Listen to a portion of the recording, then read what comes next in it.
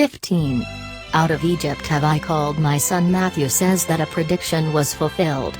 Some have thought that the intention of the prophet was different from what is here stated, and have supposed the meaning to be that the Jews act foolishly in opposing and endeavoring to oppress the Son of God, because the Father hath called him out of Egypt in this way. They grievously pervert the words of the prophet, Hosea 11:1, the design of which is to establish a charge of ingratitude against the Jews, who, from their earliest infancy, and from the commencement of their history, had found God to be a kind and generous Father, and yet were provoking him by fresh offenses.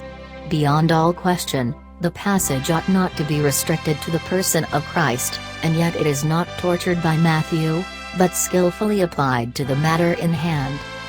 The words of the prophet ought to be thus interpreted: when Israel was yet a child, I brought him out of that wretched bondage in which he had been plunged. He was formerly like a dead man, and Egypt served him for a grave, but I drew him out of it as from the womb, and brought him into the light of life.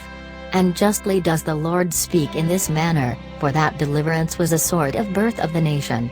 Then were openly produced letters of adoption, when, by the promulgation of the law, they became the Lord's portion, Deuteronomy 32:9, a royal priesthood, and a holy nation, 1 Peter 2:9, when they were separated from the other nations, and when, in short, God set up his tabernacle, Leviticus 26:11, to dwell in the midst of them. The words of the prophet import that the nation was rescued from Egypt as from a deep whirlpool of death. Now, what was the redemption brought by Christ, but a resurrection from the dead, and the commencement of a new life? The light of salvation had been almost extinguished, when God begat the church anew in the person of Christ. Then did the church come out of Egypt in its head, as the whole body had been formerly brought out. This analogy prevents us from thinking it strange that any part of Christ's childhood was passed in Egypt. The grace and power of God became more illustrious, and his wonderful purpose was more distinctly seen, when light came out of darkness, and life out of hell.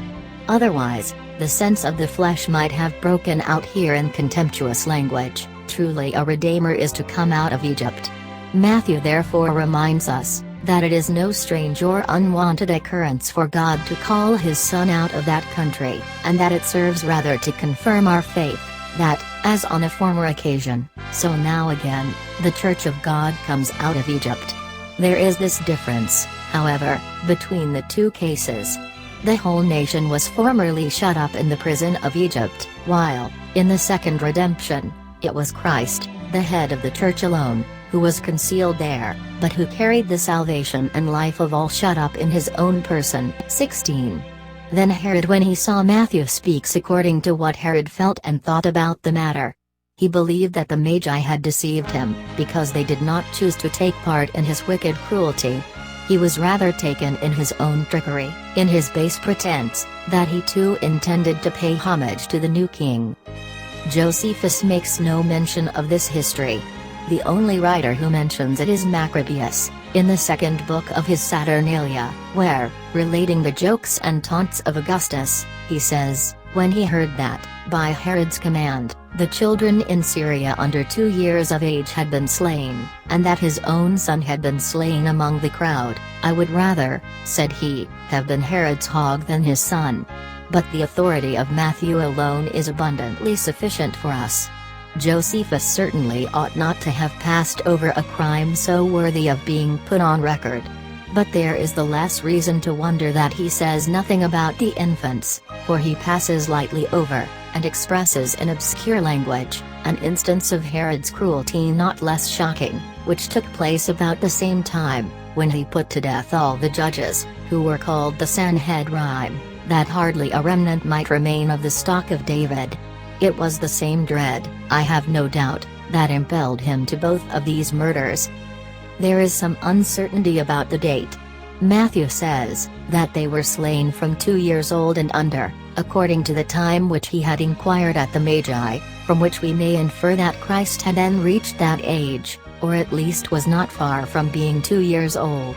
Some go farther, and conclude that Christ was about that age at the time when the Magi came. But I contend that the one does not follow from the other. With what terror Herod was seized when the report was widely spread about a new king who had been born, we have lately seen. Fear prevented him at that time from employing a traitor, in a secret manner, to make an investigation.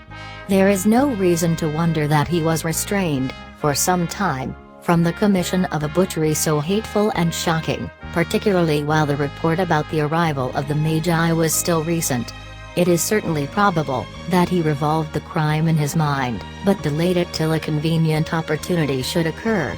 It is even possible that he first murdered the judges, in order to deprive the people of their leaders, and thus to compel them to look upon the crime as one for which there was no remedy.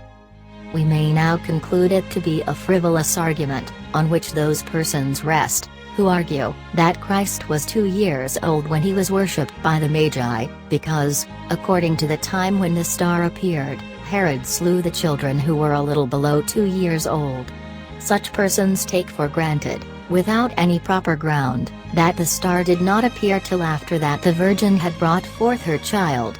It is far more probable that they had been warned early, and that they undertook the journey close upon the time of the birth of Christ, that they might see the child when lately born, in the cradle, or in his mother's lap. It is a very childish imagination that, because they came from an unknown country, and almost from another world, they had spent about 2 years on the road. The conjectures stated by Osiander are too absurd to need refutation.